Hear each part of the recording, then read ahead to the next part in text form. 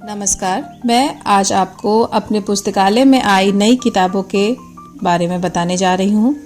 मुख्यतः यह संग्रह शिक्षकों और अभिभावकों के लिए है। गीजूभाई बधेका की रत्नावली।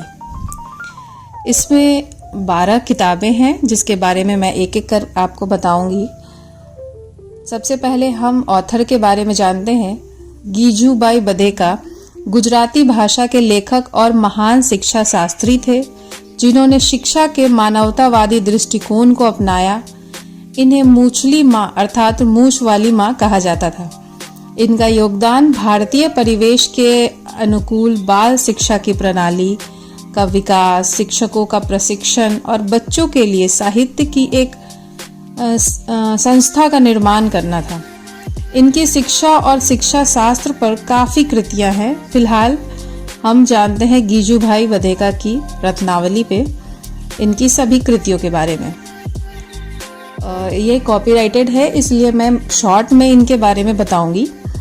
इनकी कृतियां मुख्यतः गुजराती भाषा में थी, जिनका हिंदी रूपांतरण किया गया है। सबसे पहली कृति दिवा स्वप्न है। प्राथमिक शिक्षा जगत के लिए नवाचार शैक्षणिक प्रयोगों का यह एक दस्तावेज है। ये शैक्षणिक प्रयोगों का शिक्षा के स्तर पर वस्तु के स्थान पर आत्मज्ञान की प्रक्रिया को महत्व देते हुए सृजनात्मकता के लिए नए आयामों को प्रस्तुत करता है, जो कि एक गीजूभाई बधेका की फेमस कृति में से, मतलब फेमस उनकी रचना में से मानी जाती है। अगली कृति है कठिन है माता पिता बनना। अगली लगातार 3 कृति है माता पिता के लिए ही। कठिन है माता पिता बनना, माता पिता की अपेक्षाएं और प्रश्न, माता पिता की माथापच्ची। इन तीनों कृतियों में पेरेंटिंग टिप्स और माता पिता द्वारा बच्चों को पालन पोषण में उनसे अपेक्षाएं और संघर्ष और उनको क्या क्या परेशानी आती हैं और उनका क्या समाधान हो सकता है, ये दर्शाया गया है। और अब 5वीं कृति पे आते हैं हम, जो कि है कथा कहानी का शास्त्र। यह कहानियों का संग्रह है, जिसमें गीजूभाई बधेका ने बहुत सारी कहानियाँ लिखी हैं जो कि रियल लाइफ से जुड़ती हैं। अगली कृति है शिक्षक हो तो। इसमें शिक्षकों को किस तरह का होना चाहिए, इसके बारे में काफ़ी जानकारी दी गई है। शिक्षकों को ये संबल प्रदान करेगी। ऐसी किताबें पढ़ने से उनको बहुत मोटिवेशन मिलेगा। उसकी अगली कृति यानी 7वीं कृति है इस रत्नावली की, बाल शिक्षण जैसा मैं समझ पाया। यह पुस्तक शिक्षण विधि की समुचितता एवं शिक्षा के सिद्धांतों पर आधारित है। गीजूभाई बधेका की इस पूरी रत्नावली में सबसे प्रचलित किताब एक दिवा स्वप्न और ये बाल शिक्षण जैसा मैं समझ पाया है। इसको हम सभी को जरूर पढ़ना चाहिए। अब अगली कृति है प्राथमिक विद्यालय में भाषा शिक्षण।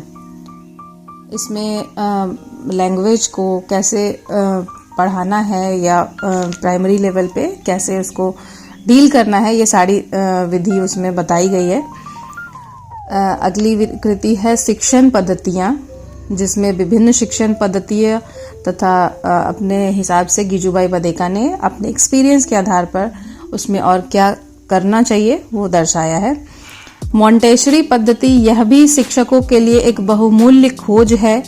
यह शिक्षण विधि शिक्षा मनोविज्ञान तथा शिक्षकों में एक नई ऊर्जा भरती है, जो कि बहुत ही बढ़िया है। इसको भी हमें पढ़ना चाहिए।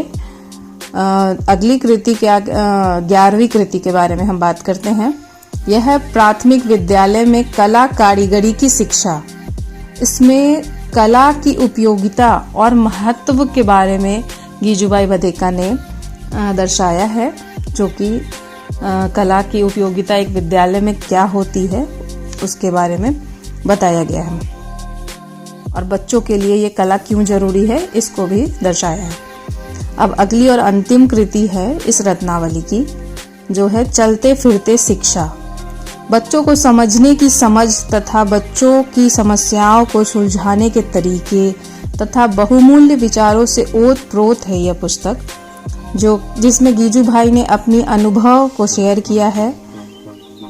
और मेरी ये गुजारिश है कि आप इन सभी पुस्तकों को एक एक कर जरूर पढ़ें, या मुख्यतः उन पुस्तकों को तो जरूर पढ़ें जो आपसे रिलेटेड हों, और इससे आपको नई ऊर्जा मिलेगी और आपको संबल मिलेगा और अपने ज्ञान में आप वृद्धि करेंगे।